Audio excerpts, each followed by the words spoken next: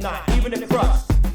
All aboard for a fat boy trip, and you can call me captain.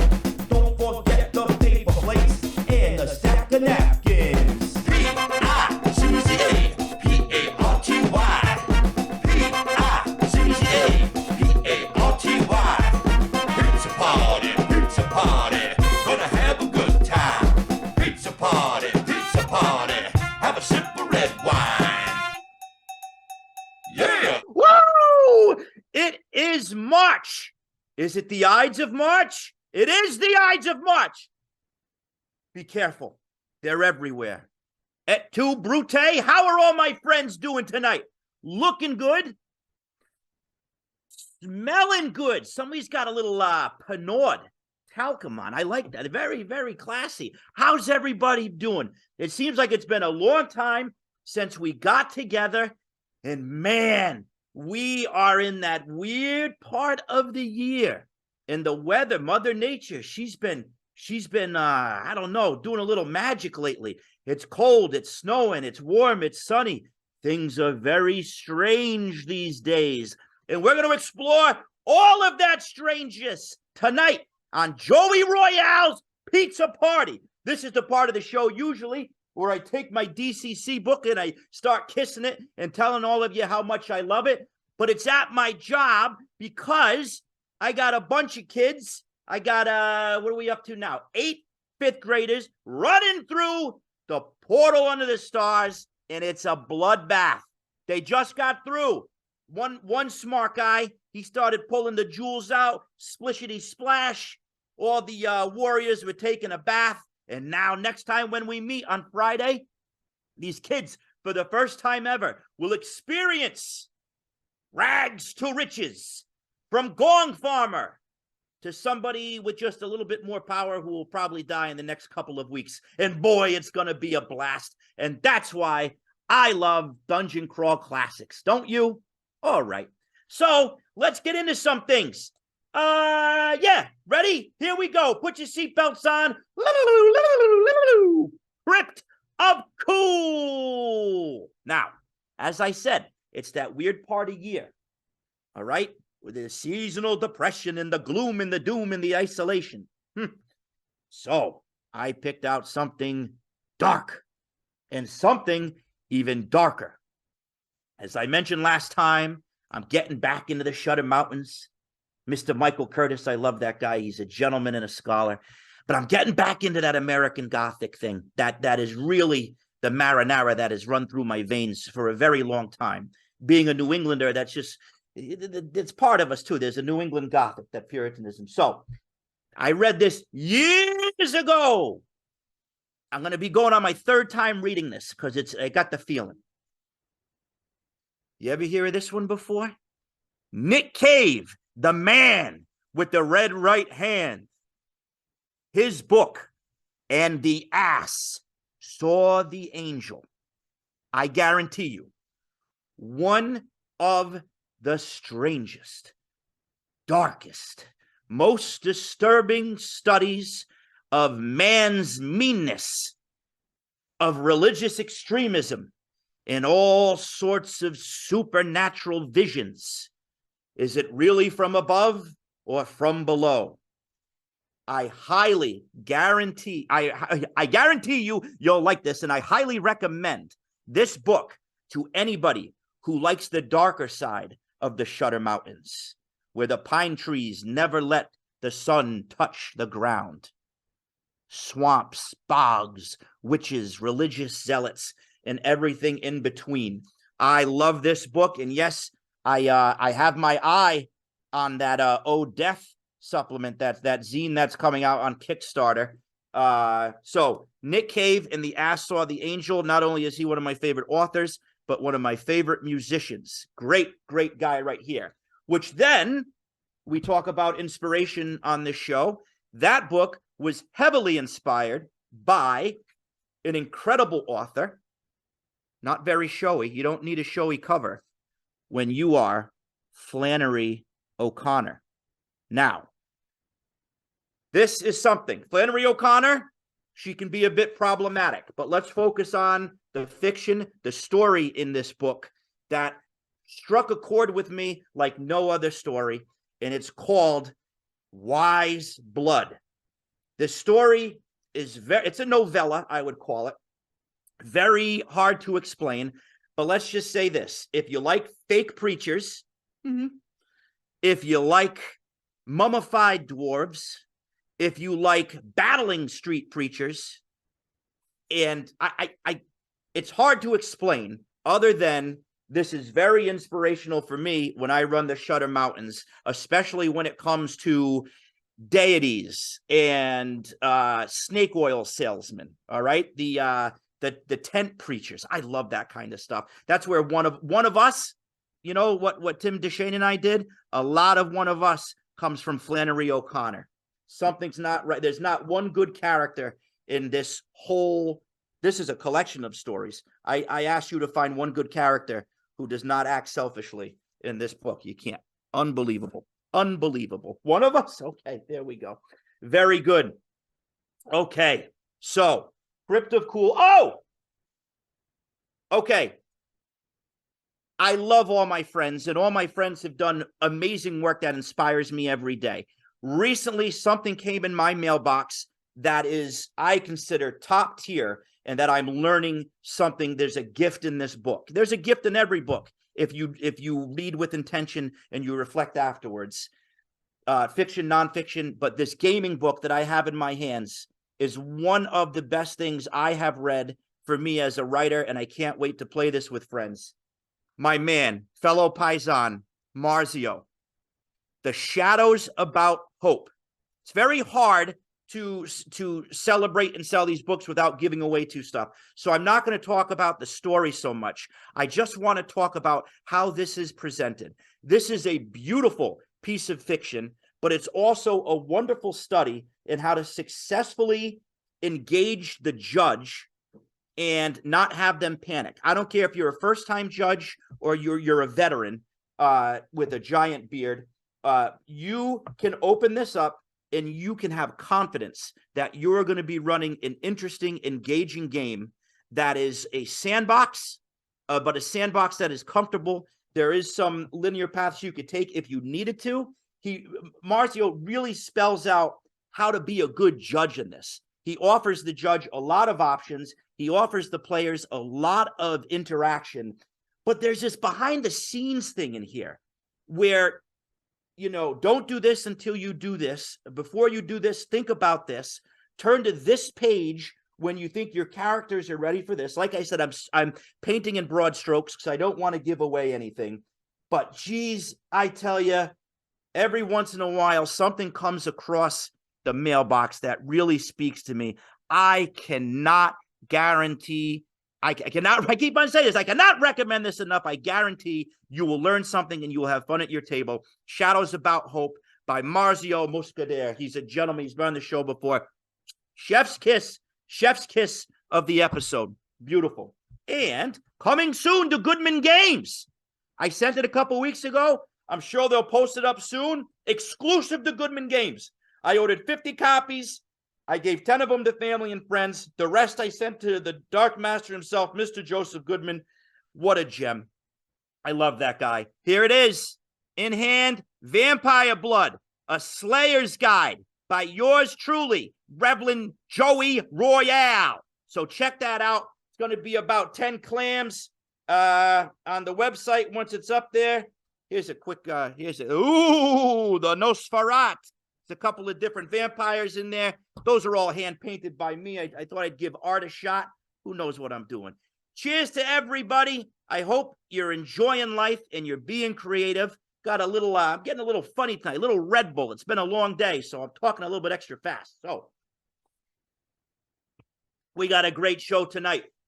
Before we go forward, let me just see where we are for time. I got 2 minutes. So here is a little sermon. I thought about you the other night. I was at Sunday dinner at my mother and father's house, and over a nice pan of eggplant lasagna, my sister says to me, Joey, what do you think now that you're older about the Loch Ness Monster? Because the kids were messing around. We're talking about Bigfoot and all that. And I said, because as a kid, my whole family knows I was obsessed with cryptozoology. all right? Especially lake monsters. And Loch Ness, boom, that was the one for me. My third grade teacher, Miss Pasquich, the one that got me into education. I love her so much. She brought in a sample. She had a jar of water from Loch Ness. And it blew my mind as a kid. That was the first time in school that I had choice to pursue a book report on anything I wanted. And that's so important to give you kids a choice, or adults, give your players a choice on the field. So anyways, we're sitting over that, and all of a sudden, I start shooting off facts, my schnozola up in the air like I'm somebody. Oh, well, I no longer believe because of, the breeding population wouldn't work and the amount of fish that exists in the loch, this and that, in the water, and this. Oh, I don't believe in the Loch Ness Monster anymore. And she looks at me. Sacrilege! Sacrilege, she says. She goes, Joey, what happened to you? You used to be the guy that believed in all that stuff. And I paused. I got a little verklempt. I don't know if it was the eggplant parm or my emotions or what, but I said, holy cow, Marceline, you're right. And I started thinking about this. In the effort to slay all the ignorance around me, I jumped so deep into science and rational explanations. And don't get me wrong, we need science, but I became so black and white that I forgot about magic and fantasy. So, who cares if there's a breeding population enough to sustain a family of plesiosaurs over centuries? It doesn't matter, in the words of The Rock. From now on, I don't care what anybody says. The Loch Ness Monster is real. Long live Nessie. I had sharpened my blade on the whetstone of explanation and reasonable stuff. Forget about it. I cut myself and I saw the blood coming out of me, the fantasy just bleeding out of me. Never forget the Loch Ness Monster is real. All right? Put that in your head. That's my 12-year-old on the subject of your inner 12-year-old. That's what I learned from my inner 12-year-old. Joey, remember the joy that magic gave you. Remember. Don't forget that. Never lose the magic of your 12-year-old inside of you. There you go. Long live the Nessie. Long live Miss Pasquich, one of the greatest teachers I ever had. Okay, so that's enough out of me. What are we going to do? Right now, before Cousin Marty comes down, I pulled a quick tarot right before we came from the Garbage Pail Kids Tarot Guidebook. And here's what we got. I did this right before the cameras went on. No fooling around. I pulled the Ace of Swords reversed. And here's what it says. Very important. I like this one. Listless and foggy-brained. You're having trouble focusing and finding direction. Reversed. This card represents confusion and uncertainty. Getting clarity should be your focus now, and you might have to seek out new perspectives to do so. New perspectives? Ha! How about that? You know what Epictetus says about that? Where's all my stuff? Real quick, wisdom check. I picked this one for you. Ready? Come close. Be suspicious of convention. Take charge of your own thinking. Rouse yourself from the days of unexamined habit. Popular perceptions, values, and way of doing things are rarely the wisest. Conventional thinking, its means and ends, is essentially uncreative and uninteresting. Its job is to preserve the status quo for overly self-defended individuals and institutions. Break out of the box! That's what we do. We're DCC kids, right? So then I open up this other book, The Creative Act, The Way of Being, by none other than Rick Rubin, producer extraordinaire. I don't plan this. These things just happen with synchronicity, folks. Now listen to this. Here we go. The templates of the past can be an inspiration in the beginning phases, but it's helpful to think beyond what's been done before. The world isn't waiting for more of the same. Often the most innovative ideas come from those who master the rules to such a degree that they can see past them or from those who never learned at all. And then we close the circle by going back to the shadows about hope. I was stuck. I was empty. The season was getting to me. I just put out Vampire Blood. The gas tank was empty. I have nothing to work on, and nothing was coming to mind. So you know what I'm doing? You know what I'm doing? I'm making myself get bored.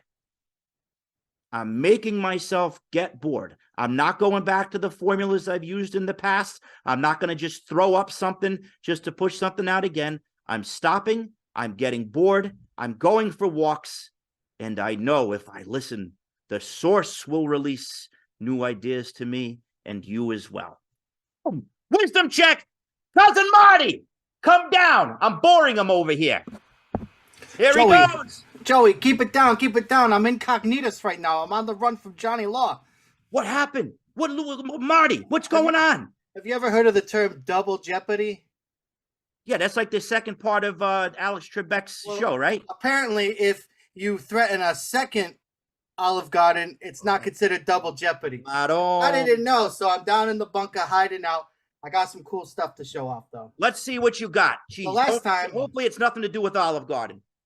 Well, hold on a second. No, last time you guys were talking about books, so I thought I'd pick one up and join the party. It's After the World Ends. It's when post-apocalyptic movies were telling the future. It's all about Italian post-apocalyptic movies and then some. And it gets into the Aussies, you know, with the Road Warriors and all that stuff. But it's got some great ones in it. It's got the Equalizer 2000 inside. 2000. Fantastic movie. The gun speaks for itself. Highly recommend. Holy cow. Highly recommend. But that's not what we're here for. We're here for Masters of the Universe Part 2. Did you know they made a Masters of the Universe Part 2 movie, Joey? What are you talking about, Marty? Well, I lost my Garbage Pail Kid bookmark. Hold on. Your family for sure, pal. Your family for sure. Jean-Claude Van Damme starred in Cyborg. Okay. This is ringing a bell. I think Brian Shutter told me about this once. So on what's the story here? Canon Movies. God bless. It's gonna work on the sequel to Master of the Universe Dolph Lundgren movie, and it got down to the sets and some of the costuming, and obviously if the licensing fell through. But they ended up making a movie anyway. If you could see the main bad guy on the covers in full chainmail, if you will, that was supposedly Skeletor's setup for this movie. Wow. So they just took all the stuff and they just reskinned it. Took all the stuff, reskinned it, made a JCVD instant classic. But while we're on the subject of this movie, Albert Pyun, I guess you would say his last name, Pyun. I'm bad at everything. So he made this movie, and if you're gonna watch it, watch his other classic, Nemesis, as a double feature right here.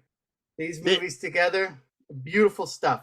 But why stop there when you can watch Nemesis 2, you can watch Nemesis 3, you can watch Nemesis 4 right there. Oh, my own. I'll be set for life. Just don't tell the sheriff I'm down here, Joey. Oh my God! Well, the carpet business must be doing pretty well. You got 1 through 5? Was it 1 through 4? Nemesis? Yeah, I got 1 through 4. There is a 5th. I don't know if it ever made it to VHS. I think it was in the DVD era. You put the sewer in connoisseur, buddy. Yeah, I got Giuseppe working at the carpeting factory right now, or the warehouse, or He's whatever. A good kid, but you gotta give him a slap every now and again to Giuseppe. Wow. Well, thank you. That was very educational. A little educational for your pizza party, all your nerd friends. Absolutely. Get out of the dice, the nerd math rocks. Oh, talk about boy. VHS tapes. Boy, you're running hot tonight there, huh? I might call the police on you, but then whoa, Maron. Oh, no, your family, we don't do that. And you end up and I had to cut the glorious locks and grow a beard to stay incognitus. Well, I think it's a good look. It's very Jean-Claude Van Damme. I think if I hold my breath hard enough, I could probably grow the mullet back, though. Oh, my goodness. All right. Give me a month. All right. Well, I'll see you next month, and we'll see what happens. Hey, you want to meet some of my friends? Yeah, let's meet these fellas. All right, here we go. Here we go. The ceremonial Old Spice. Oh, that's a good kick in the pants. Ladies and gentlemen, woo, we got a real shapeshifter this evening. Welcome to the show, Father Goose. Where is he? How you doing, Joey? Paisan, how we doing over there? Doing great. Representing Oklahoma? Yes, sir. All right. And the Garbage Pail Kids. Look at this. Welcome to the family. One of us. We accept you. How you doing, my man? I'm good. Good. Counting down the final hour of my Kickstarter right now. So we are literally in the last minutes of your Kickstarter, right? Mm-hmm. You crossed the finish line, right? Yes, sir. You made it. Congratulations. Round of applause for Father Goose. Father Goose is well embedded in the DCC community, and it's an honor to finally have you on the show. I got a copy of the Corvaxian Codex. What you are now putting out right now is Deuce, the return of the Corvaxian Codex. For those uninitiated, Father Goose, what is a Corvax? So the Corvaxian are, well, like you said, they're a shape-shifting race. They, at a distance, they look vaguely human, but as you get closer to them, you realize that they're not human. Where a human would have hair, the Corvaxian have feathers. Cool. And they're born with the ability to shift between that form and that of a bird that it's about 50% bigger. All right. It's kind of like that Brandon Lee movie. The Crow. Yeah. Yeah. So that leads me to think about something. So, Father Goose, you're sitting around, you're rolling the dice. You say, I don't want to be an elf. I don't want to be a dwarf. Where did this come from? There must have been some seed that influenced you. Yeah. So before I started playing Dungeon Crawl Classics, I had bought the book and I had read through it cover to cover like twice and was starting to germinate ideas. I had a long list of stuff that I thought would be really fun to write or to play through. And I was sitting around with the family one night, and the kids wanted to watch the two Maleficent movies. So we started watching those, and partway through one of them, I leaned over to my wife and I said, Derval would make a really DCC character. And then fast forward a little ways, I was in a position to start writing something and trying to decide which one of my ideas I wanted to start with. And I suddenly remembered that one and said, that's what I need to write. I need to start there. Because that gets my foot in the door. That gets me going. It has me focused on a single class, not trying to do a world, not trying to do patrons, which seemed a little intimidating at the time. Sure. Not trying to do an adventure, because there's a big difference between running an adventure and writing one for somebody else to run. Yeah. And so Maleficent, that's awesome. Marty, you seen Maleficent? I have not. Yeah, I highly recommend it. It's a cool movie. I watch it with the kids. So I like this idea, Father Goose, Jeremy, to the layperson. So instead of going broad, you focused on one thing and you went deep.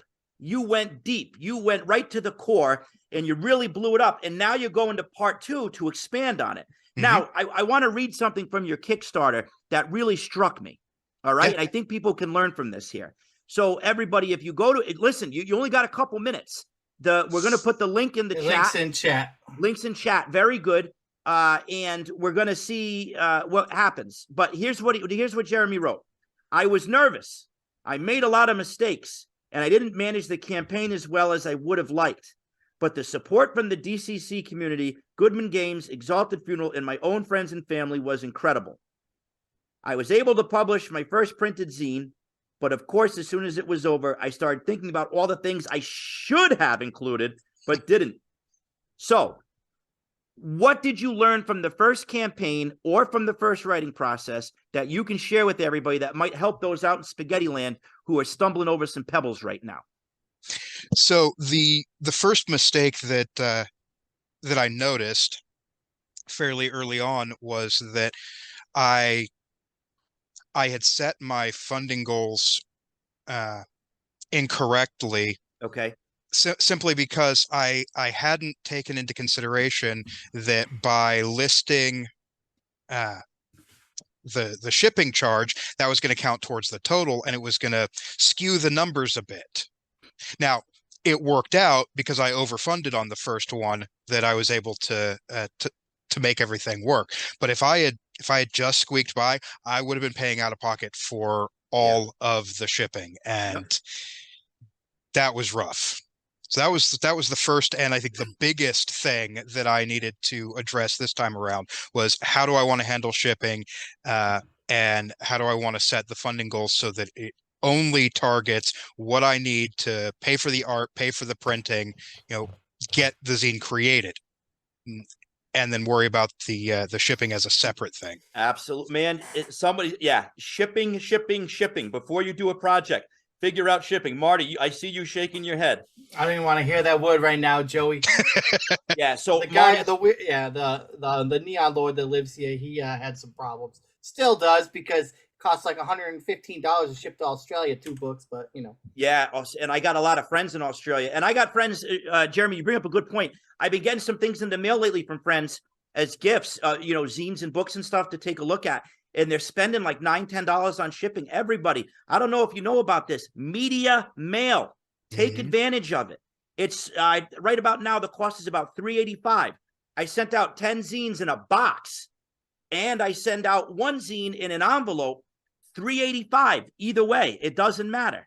All right. So if you want to send me or a friend some zines, or if you have a Kickstarter coming up, remember media mail. If you're in the United States, it really helps out. Okay.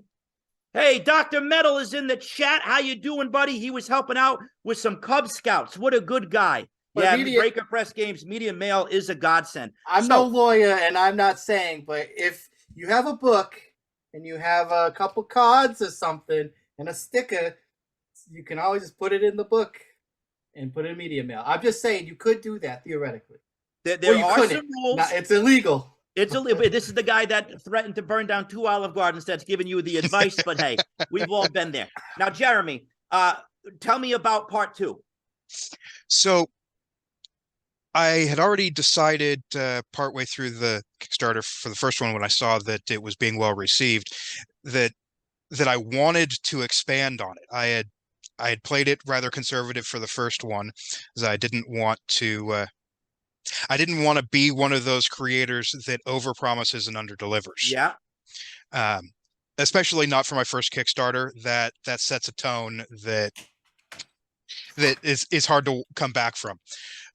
So I had some additional stuff that I was interested in, but hadn't fully thought through. Decided not gonna try and push that in the first one. I can always come back and write more if people like it. Yeah. So I wanted to go a little deeper into the backstory.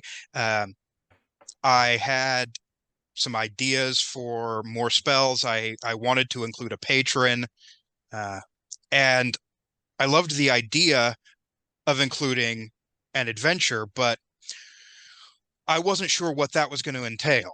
Yeah. Because, like I said, it is very different between running an adventure, which is easy. I could run an adventure for you right now with no prep, just off the top of my head. But writing something to hand to somebody I've never met before and say, run this for people I don't know, very different. So I wanted the extra time for that, and decided to do that for the second one. It was originally just going to be 1 zine that included an adventure, but as I started writing everything, I realized that I like the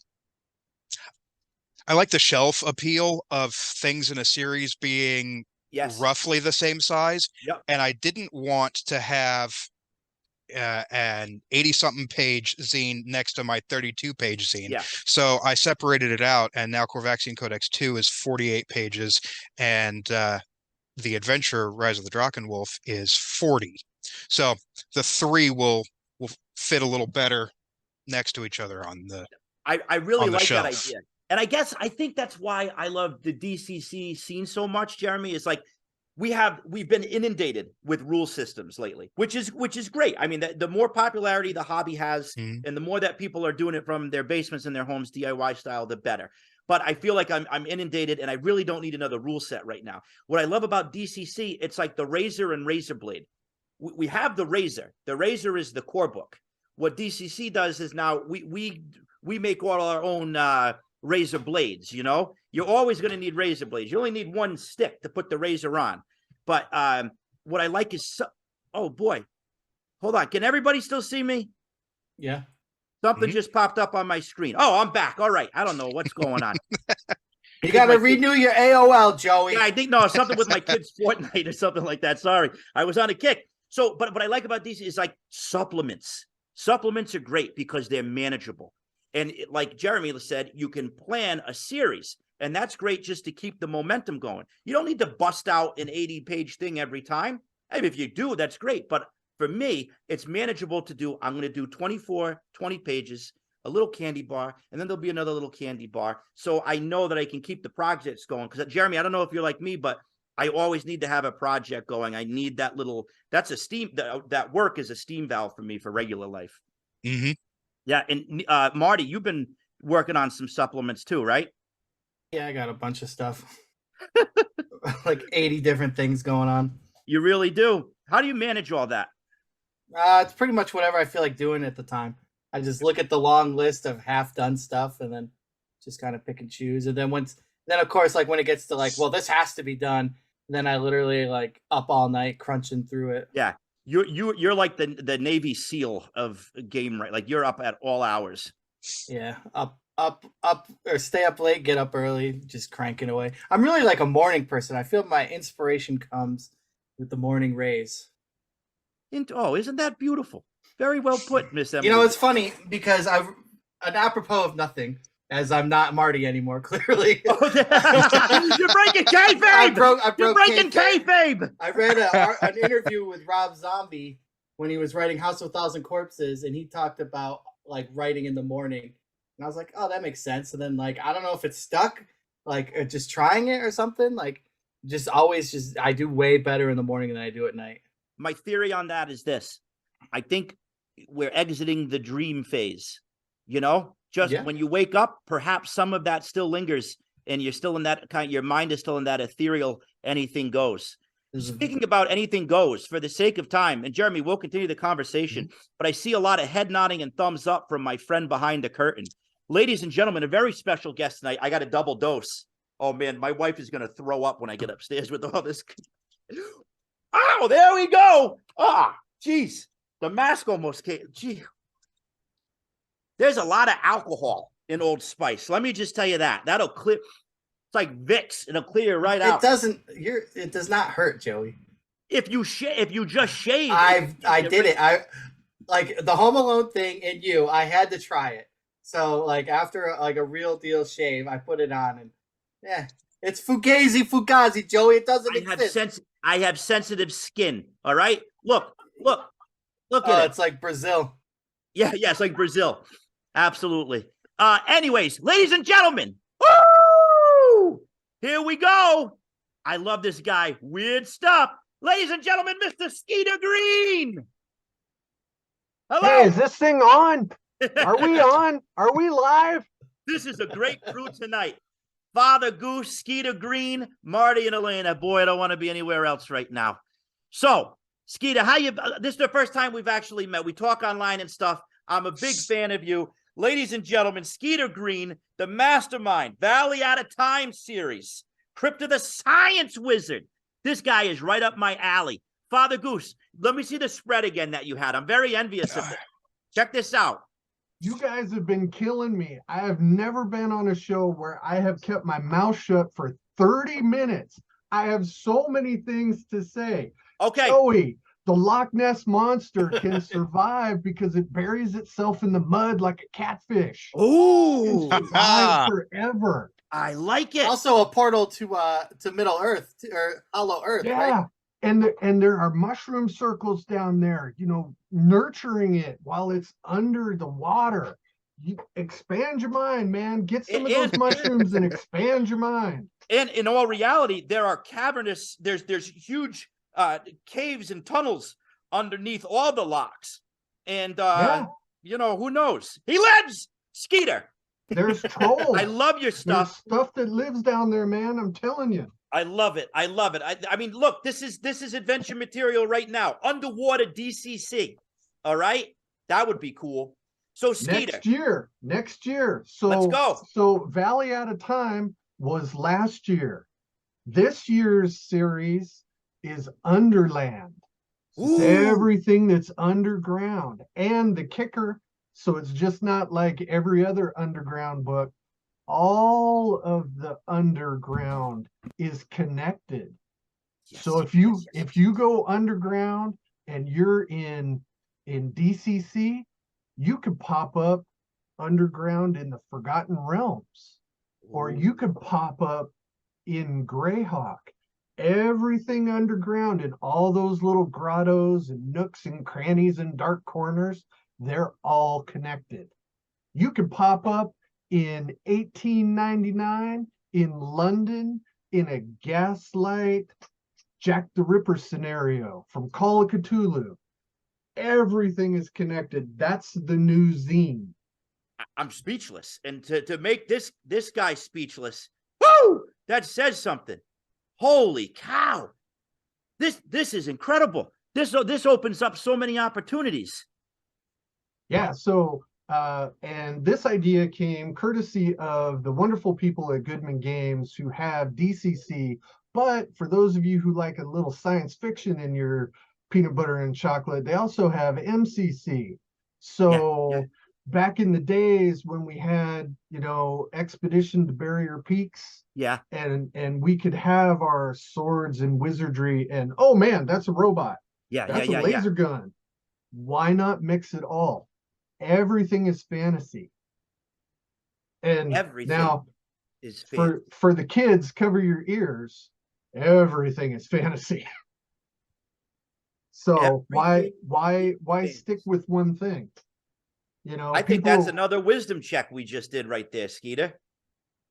People who have been playing the game for 15, 20, 30, in my case, 43 years, you get a little jaded sometimes. So make it weird, make it fun, make it unexpected.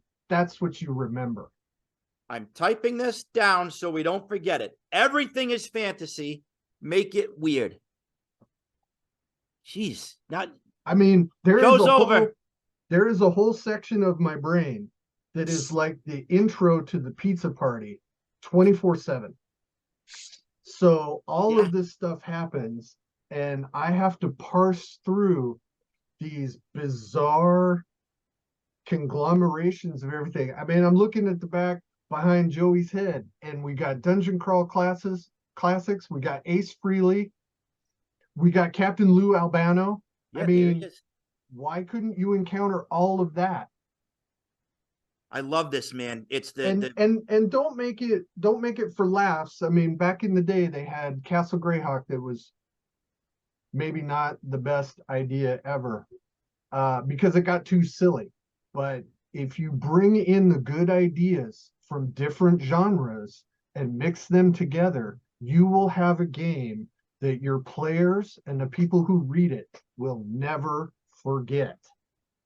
Man, you're just dropping. Boom! I'm dropping knowledge like bombs. Man, do you know what? You remind me of something. My father used to say, "Stop being silly. Be funny. Don't be silly." And I think that's important at the table. I don't know, man. To each their own. I know I preach a lot on here, but I think that's a really good compass, Skeeter. Focus on evoking funny. Silly is cheap, and anybody can do that. But look for funny. There's a difference between humor and slapstick. Yeah. And each one has their place. One of the analogies that I use with my friends is that gaming is pizza. Everybody has their flavor they love. They will try other things, but they gravitate back to what they like. And DCC is a flavor of pizza. MCC is a flavor of pizza. 5th edition is a flavor of pizza. If you want to play Call of Cthulhu, which I do all the time, that It has tentacles on it, but that's not necessarily a bad thing. I love calamari. I was gonna say that's a Joey Royale special right there. Yeah. Fantastic. And Yeah. you know, people I got lots of pizza. Yeah, you got a lot of pizza back there. People end up pigeonholing themselves like they can't expand or they're afraid to try something new. Man, try something new. Find out if the stove is hot. You know, touch it. Ow. Okay, Yep. go touch another spot. You may not always like it, but you've got to expand your horizons. I agree. Don't stay walled in. That goes back to what Epictetus says about, to heck with conventional wisdom and break out of that. And that's what I've been doing. So I felt kind of guilty. I've been playing a lot of non-DCC lately. I got it playing, but this is great because Tim DeShane, one of my senseis, he's always throwing new stuff at us. All right. And my friend BC, Brian Quartermanch, and Brendan LaSalle, that's like my Sunday morning group. Chris Dodd, Craig, all those guys. Hi out there in Spaghetti Land. I love you. But what I love about that group is we're DCC guys at heart, but they're always throwing new stuff in the mix. And that's really flavored some of the work I have been putting out, like Call of Cthulhu and Delta Green stuff. That was never in my wheelhouse. But now that I'm playing it, I can inject that into DCC now and get even weirder. So, like you said, man, everything is fantasy. Don't limit yourself to what you think fantasy is or what your players think fantasy is. As long as you do it well. In every single thing that I write, no matter what genre it is, there is some Lovecraft influence in there somewhere. Jeremy, what do you think about Lovecraft? You may have to look for it, but it's there. It's there. Father Goose, you a Lovecraft guy? Yeah, I think that there's a wealth of inspiration to be found in all the weird, and it's throughout all of your classic fantasy stuff. I mean, it's all through D&D. It's all through Palladium. I mean, Palladium has the old gods. You see it already in DCC. Anywhere that you'll find, the deep ones or a weird creature with tentacles, that's drawn from the same place. It's regardless of what you think of his writing style or him as a person. The ideas are what we mine. I read books and watch movies and TV shows and things that I don't necessarily like everything about it, but if it's got that something that I can draw inspiration from, it's worth it to me, and I'll recommend it to other creative types. And yeah, Lovecraft definitely is on that list.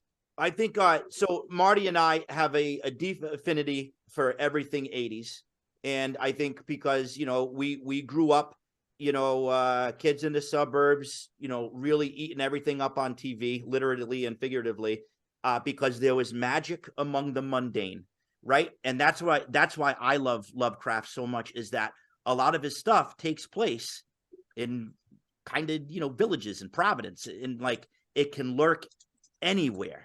It doesn't have to be out in the wilderness amongst a rotting castle or keep. It can be at the end of your cul-de-sac. And that I think is really cool. Yeah, that's one of the things. I mean, a lot of people get stuck on, Cthulhu and Dagon and these great big Azathoth, these great big concepts. The thing about Lovecraft for me, when I'm in a dark mood, is how awful regular people can be to regular people. I mean, if you really get into cultists, these are people who are fanatical, and will do anything for some entity that they will never see or meet, and by their own dogma they will go insane if they meet them, but they do everything in the world to appease that concept.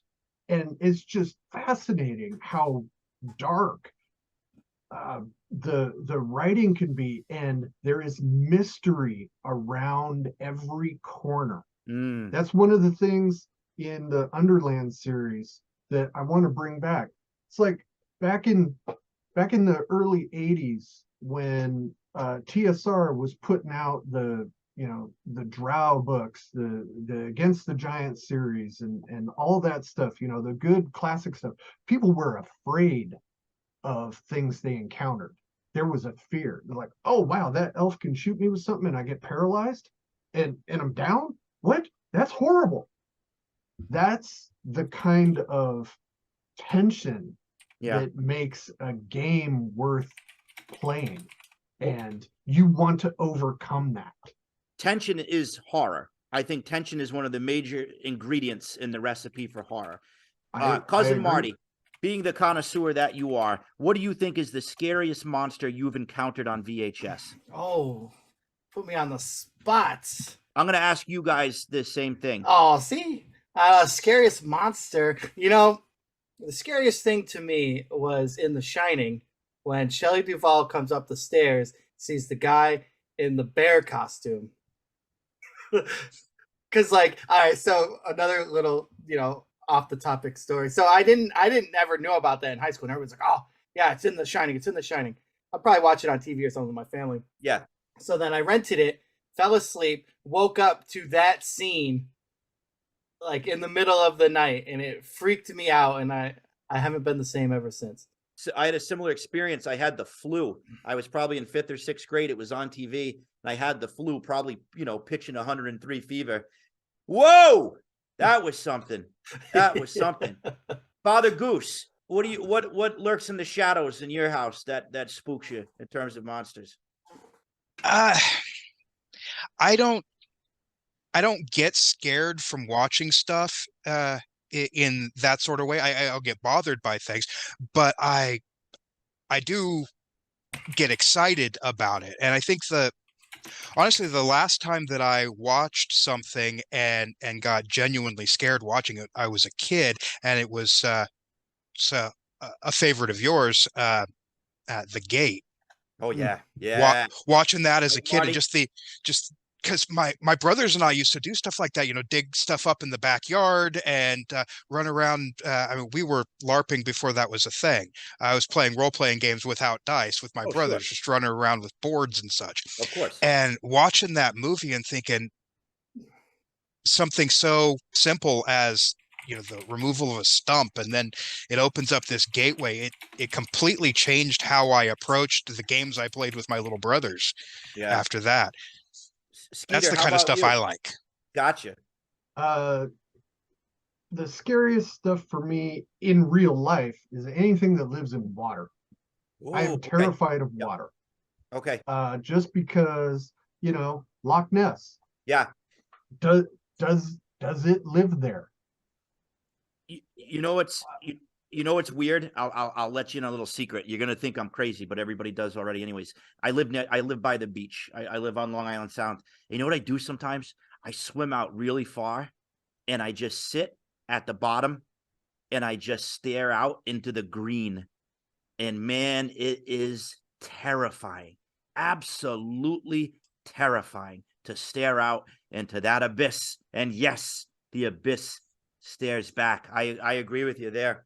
One of the best movies recently for tension that also involves water is Underwater. Oh God. And everybody always talks about, oh my God, is that Cthulhu at the end of the movie? I don't even care. The claustrophobic effect when they start out with that is the tension that I'm always talking about. That builds. And then when they go out in the water and they're in the suits, and that flashlight can only illuminate certain areas, and stuff just zhuzhes right in front of them and they don't know what it is. Man, great call right there. Ooh. So this hour went by way too fast. I want to be respectful of the next show coming up. So I want to ask you this, Skeeter. What do you have? I know you talked about your project. What's the time frame? What can we expect, and what do we need to look for?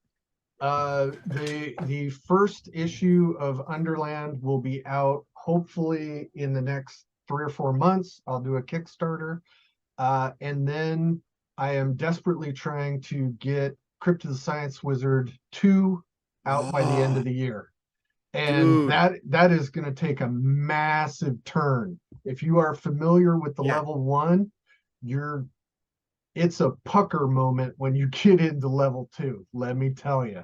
Listen, to all my friends in Spaghetti Land, this is a very interesting episode. My guest tonight really illustrated focus in building their own world or their own race, which is very interesting. Like, this stuff exists in their mind. Get bored and build that world in your head. I can't thank you all. This was a really cool episode. And Cousin Marty, I know you didn't break kayfabe. That's just for the authorities. But allegedly, you got to keep our world together. And thank you guys for adding so much to the world of fantasy and the world of Dungeon Crawl Classics and everything under the Goodman Games heading. Now, I'm looking over here. We got 10 minutes to go for Corvaxian Codex 2. You can see the numbers online. You surpassed your goal. You blew past it. You got 102 backers. Congratulations, buddy. We're all proud of you. I can't wait to get this in my hand. You're doing great stuff. You got Phil Stone doing art? Yeah. Oh, man. I don't know if you guys know Phil Stone. Awesome dude. He did the first one. Yeah, he did the first one too. Does some art for Magic the Gathering. Really, really nice style and an all-around great guy. So you're hanging out with the right people in the car. He's done some work in Valley Out of Time too. Did he really? All right. Yep. Look at this. We're all family. Okay. We got to have Phil Stone on. Hey, guys, if you Skeeter in particular, because you just brought it up, please come back when you're kicking off the Kickstarter. I'd love to have you. And Jeremy, you're always welcome on the show. You've always been great in the chat too. You guys are awesome. Thank you. Cousin Marty, what do you got coming down the pike before we head out? I got nothing. Just a lot of cons coming up. Cousin Marty in person. Come get your autographs. $15 a piece. Very good. If you could deep fry it, I'll sign it. Are you going to Gamehole Con? So as of right now, Gamehole Con is a possibility. I'm going to team up with this guy, Luau Lu. Aloha! Love him. So awesome. me and this wackadoodle, we're going to supposedly get a table together. That's up in the air. I don't want to say anything yet because I know Luau, we're still making the deals, but you know. Yeah. Spaghetti Land needs Lou makes good stuff. Look at this. Father Goose has got everything. You name it, he's got it. He's like Cousin Marty with the VHSs. I got my name in that one. I want to share this with you. If you're you got your name in this one too. Yeah, I got my name in that one. Yeah. If you're an independent publisher or artist or any sort of creative and you want a community to talk to or pitch ideas to or get support, check out Sewer Rats Incorporated. Cousin Marty and I and my friends Ted and Ben of Don't Tell Mom and Dad fame. We got a Facebook and a little crew going. We have a zine out and we'll be looking for some contributors. So check it out if you want to advertise or anything. Sewer Rats Incorporated on Facebook. We'd love you to join the gang. You get a leather jacket and a switchblade comb once you join with us. All right, Elena. While supplies last, Joey. While supplies last. I'm getting in on that. Yeah, Elena, you're gonna figure out that puzzle room, and it's gonna be awesome. We were gonna talk about playtesting, but I'll save that. Next episode. We're gonna talk about what playtesting entails and all the trials and tribulations of that. Do you playtest or you just throw it out there into the ether like your buddy over here does because I'm a nut and I can't have it sit in my basement for too long. All right. I love all of you. You're all special people, whether you're online with us right now, if you're out there in Spaghetti Land. Boy, each one of you makes the sun shine a little bit brighter and the full moon a little bit more silver. Speaking of full moons, I'm starting to grow some more hair. It's time for my lycanthropy to take place, so I got to log off and chain myself up. Ciao, Paisans. Until next month, I love you all. Good night.